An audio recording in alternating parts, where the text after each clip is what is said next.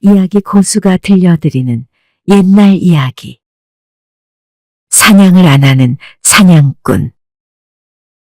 울창한 숲이 우거진 지리산을 앞마당으로 뛰놀며 살던 봉수는 어린 시절부터 할아버지 댁에서 내려온 사냥을 업으로 알고 살아왔습니다. 봉수가 어릴 때 아버지는 호랑이를 잡는다고 깊은 태백산에 들어갔는데 감감무소식이던 그 긴 세월 동안 어머니를 여의게 되었고 할아버지와 외롭게 단둘이 살고 있었습니다. 그러나 할아버지마저도 사슴을 쫓다가 낭떠러지에서 떨어진 후로 결국 일어나지 못하고 먼 길을 떠나신 지 벌써 1년 전 일이 되었죠. 그동안 봉수가 살아내던 나날은 참으로 힘겨웠습니다. 마음 하나 붙일 곳 없어 그저 부모님과 함께 하던 추억만 붙들고 산중 생활을 이어왔는데 어찌 시간이 흐르다 보니 점점 외로움도 익숙해질 어느 무렵이었습니다. 짝을 지어 날아다니는 나비 한 쌍이 봉수 눈에 띄었습니다. 또 종달새 한 마리가 지지배배 울며 나니 다른 종다리가 달려와 나란히 동무하며 날아올랐습니다. 늘상 보던 나비며 종다리가 오늘따라 유난히 다정해 보여서 그런지 봉수에게 어떤 설레임이 가슴을 두드렸습니다. 그렇게 산에서만 홀로 살아가던 떡거머리 총각 봉수는 가끔 가죽을 팔러 장터에 가는 날, 후한 값을 받은 날이면 꼭 들르는 곳이 생겼습니다. 다름 아닌 금옥이란 처녀의 얼굴을 보러 주막에 가는 것이었지요. 금옥이는 주막집 주모의 조카딸로 주막이를 도와주고 있었는데 그녀는 봉수를 보기만 하면 보조개가 들어간 얼굴로 방싯 웃으며 국밥이 철철 넘치게 담아주곤 했습니다. 고독해 보이는 사냥꾼에게 그녀가 보내는 최선의 정이었지요. 그런 봉수도 국밥을 먹으면서 먼발치에 있는 금옥이에게서 눈을 떼지 않았습니다. 그러나 금옥이는 절대 봉수 곁에 가까이 다가오지는 않았습니다. 봉수는 그녀가 그저 수줍어서 그러려니 하며 그녀와 마주치는 눈빛이 마냥 좋기만 했지요. 어느 날 산속에 홀로 있던 봉수는 캄캄한 한밤중에 발목이 몹시 아팠습니다. 내려다보니 봉수 발목에 쇠고리가 채워져 있었는데 발버둥칠수록 쇠고리는 점점 더 조여들며 살 속을 파고들어 깊이 팬 살 속에는 허연 뼈까지 들여다 보이는 것이었습니다. 선지 같은 핏물이 흐르다 엉겨붙었는데 발목이 잘릴 듯 극심한 통증으로 온몸은 고통에 자지러졌습니다. 이걸 어찌 푸나?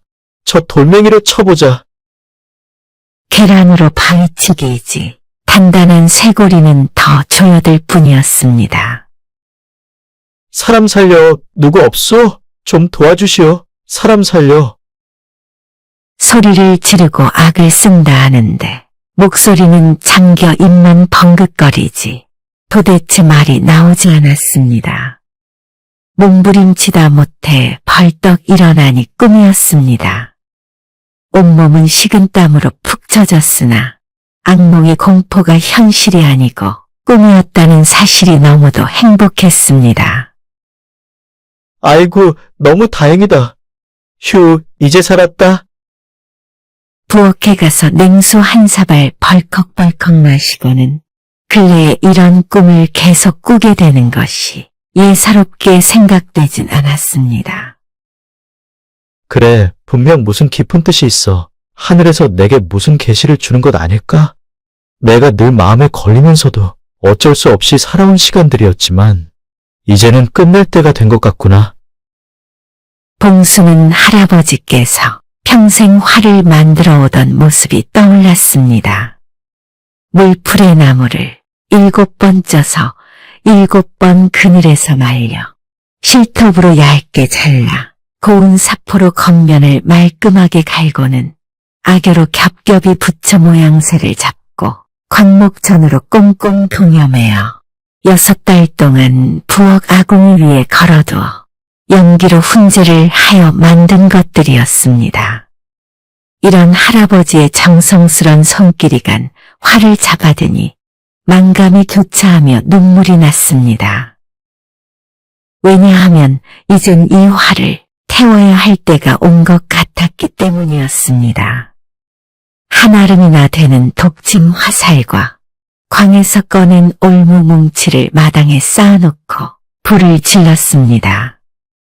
별빛 아래에서 타오르는 불꽃을 보며 봉수는 자신이 알지 못하는 앞날에 대한 불안한 마음이 한없이 컸지만 이렇게라도 해서 살생을 멈춰야만 했습니다. 그는 가업으로 대를 이어 사냥을 하던 사냥꾼의 길을 이것으로 끝을 낸 것이었습니다. 어느덧 새벽 달기 울고 희미하게 동창이 밝아오자 봉수는 자신이 내린 결심을 마무리하기 위해서 골짜기로 올라갔습니다. 자신이 걸어놓은 올무에 걸린 첫놈은 반달곰이었습니다. 그 곰의 발목을 보니 어젯밤 꿈속에 자신의 발목과 똑같았습니다. 밤새도록 올가미에서 벗어나려 얼마나 발버둥을 쳤는지 피딱지가 온 발목을 덮었지요. 봉수가 곰의 발목에서 올무를 풀어주자 그 곰은 멀찌감치해서 어미만을 기다리던 새끼들에게 쩔뚝거리며 달려갔습니다. 봉수는 담비 한 마리도 풀어주고 여기저기 놓았던 올무를 걷어내면서 산을 내려오다가 또 다른 사냥꾼들이 쳐놓은 올무에 걸린 사슴, 수달, 족제비, 노루 등도 다 풀어주었습니다. 집에 돌아온 봉수는 또 광 속에 쌓아둔 모피를 팔아 고구마 2가마, 콩 3가마를 사서는 눈이 쌓이면 먹이를 찾지 못하는 짐승들 먹이로 뿌려줄 참이었지요.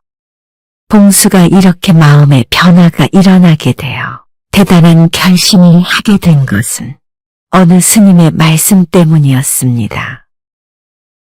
3년 전쯤이었습니다.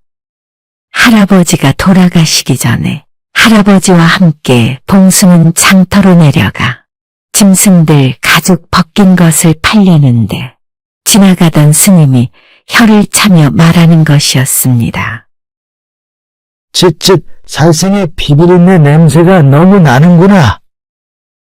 예, 저희들의 유일한 밥벌이인데 먹고 살려면 어쩔 수 없지 않습니까요? 당신들의 운거 맞질 않아. 결국 짐승들처럼 비참하게 죽게 될 운명으로 보여. 할아버지와 봉수는 귓등으로만 듣고 돌아서긴 했으나 그 뒤로 지난 일을 생각해보면 스님의 말이 맞는 것 같았습니다.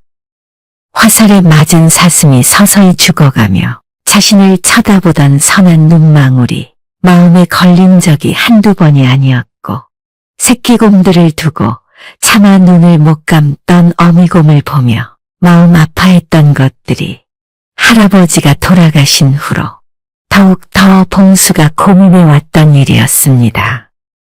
어렴풋한 느낌의 주막집 금오기가 가까이 다가서질 않는 것도 이런 피비린내 냄새 때문인 것 같았습니다. 결심을 마무리하고 난 그날 저녁, 봉수는 주막에 가서 취하도록 술을 퍼마시고 집으로 돌아와 쓰러졌습니다. 그날 밤 꿈에 2 자나 되는 흰 수염을 휘날리며 긴 지팡이를 짚은 산신령이 나타나 말했습니다. 봉수야, 잘했다. 내가 사냥을 그만두고 수많은 내 자식들을 살려줘서 고맙기 그지없구나. 평생업을 그만두고 살아갈 걱정이 많을 테니 내가 너에게 특별한 비법을 전수해주겠노라. 그러나 이것은 신중하게 사용해야 할 것이며 어느 정도 너가 나이를 먹게 되면 이 능력도 쇠퇴하게 되니 그동안만이라도 좋은 일에 쓰도록 하여라. 며칠 후 장날이 되어 장터를 기웃거리던 봉수는 내기장기판을 지나게 되었습니다. 야바위꾼 영감이 입을 벌리며 말하지도 않는데 봉수 귀에 그 영감의 생각이 소리로 들려오지 뭡니까? 이 영감탱이가 한참이나 안 보이더니 제 발로 찾아갔구만. 흐흐. 반달곰을 잡아서 웅담을 빼 첩을 얻은 부자 영감에게 바가지라도 씌워 돈 좀 벌었나? 나의 봉인데 어서 들어와. 한판 붙어보자고. 이 야바위꾼한테 갖다 바친 돈이 얼마이던가. 오늘은 반드시 서력하리라. 봉수는 이 두 사람 머릿속에 들어간 듯 그들의 생각을 그대로 들을 수 있었습니다. 산짐승들을 살려준 총각 봉수는 상실령님으로부터 신비한 능력인 독심술을 부여받은 것이었죠. 상대방의 마음을 듣게 된 봉수는 맨 먼저 금오기가 가진 생각이 가장 궁금했습니다. 봉수는 다짜고짜 주막으로 달려가 국밥을 시키고는 그녀를 향해 가만히 귀를 기울였습니다. 아유, 봉수 오라버니가 오랜만에 왔구나. 참 보고 싶고 궁금했는데. 근데 오늘은 피냄새가 안 나고 향긋한 냄새가 나네? 너무 좋다. 곁에 오래오래 있고 싶어. 봉수는 금오기의 속마음을 듣고 진심을 알게 되었습니다. 역시 그것이었구나. 금오기가 내 곁에 오기를 꺼려하고 멀리서만 나를 바라본 것이 바로 그 사냥꾼 냄새 때문이었구나. 봉수는 그녀도 자신을 좋아한다는 것을 안 이상 어서 빨리 돈을 모아 그녀에게 청혼하기로 마음을 먹었습니다.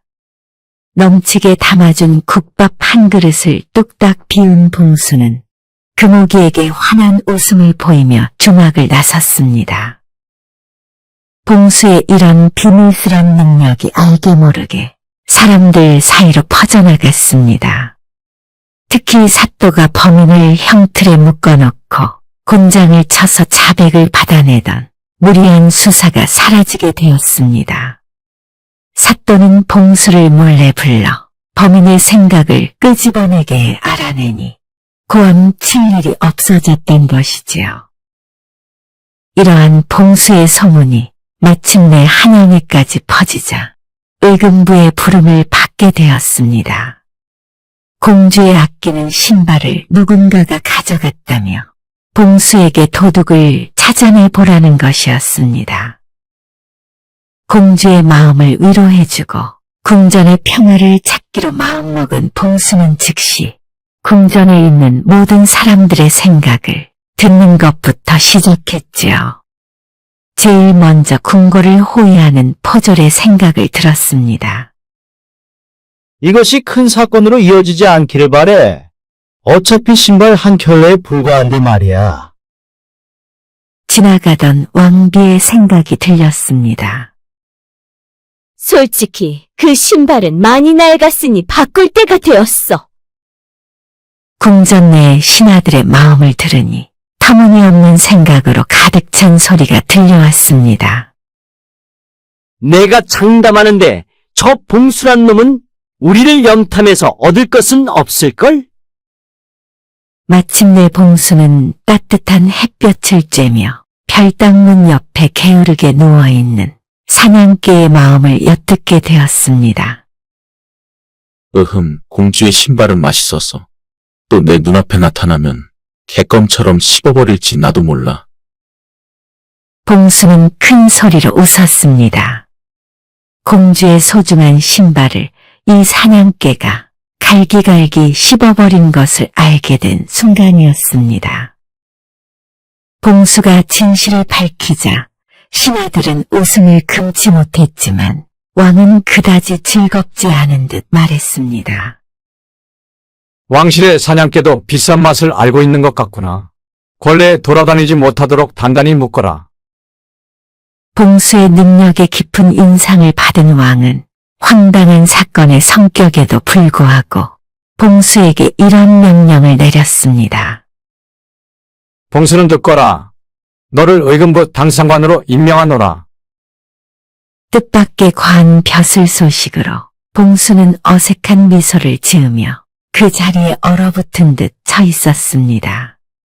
봉수는 선뜻 예 하는 대답이 나오지 못하는 이유를 속으로 생각해 보았습니다. 내가 거추장스러운 관복을 입고 팔자에도 없는 책상에 앉아 잃어버린 신발이나 쫓아다니며 여생을 보내야 하는 걸까? 나는 이제 겨우 천자문을 떼었는데 글 공부를 더 해야 할 것이며 더군다나 나는 궁 밖으로 나갈 수도 없고 새처럼 자유롭거나 사슴처럼 뛰어다니지도 못하고 그러면 산속에 행복했던 생활도 끝난 게 아니겠나? 우리 금옥이는 매일 보고 싶은데 못 보면 어쩌지? 봉수는 왕에게 감히 아니오라고 대답해야 될 것 같았습니다. 그는 범인을 잡으며 어려운 사건을 해결하는 것이 좋았지만 궁전의 많은 사람들 마음의 소리가 귓가에 들려오는 것에는 지쳤습니다. 끊임없는 눈치를 보며 다툼을 하는 신하들 마음의 소리를 억지로 들어야 하고 얽히고 설킨 복잡한 사건들이며 또 봉수를 대하는 낯선 눈총들은 봉수에게 어울리는 것이 아니었지요. 그는 산의 고요함, 마을의 소박한 삶, 심지어 내기 장기를 두던 이웃들이며 장터 국밥을 마음껏 먹는 것도 다 그리웠으니까요. 그 중에서도 으뜸 가는 것은 금오기를 만나는 기쁨이었지요. 봉수는 자리에서 엎드리며 왕명을 정중히 거절했습니다. 폐하, 미천한 소인에게 그런 영광스러운 자리를 주시니 몸둘 바를 모르겠나이다. 그러나 소인은 고향으로 돌아가서 열심히 사는 것도 나라를 훌륭하게 섬기는 일이라고 믿사옵니다. 그곳에는 해결해야 할 사건들도 많이 있고 제가 혼인할 여인도 있고 해서 말입니다. 왕은 속으로 벼슬 욕심이 퍽도 없구만 하고 놀랐지만 봉수의 결정을 존중했습니다. 아, 그래. 그것도 좋은 생각이구나. 하지만 내가 다시 너의 지혜가 필요하거나 또 너는 나의 도움이 필요할 때면 왕궁의 문은 항상 열려 있다는 것을 알아두어라. 봉수는 궁전의 번잡함을 뒤로하고 기꺼이 고향으로 돌아왔습니다. 그는 마을의 삶을 평화롭고 재미있게 유지하기 위해 마음을 읽는 힘을 계속 사용했습니다.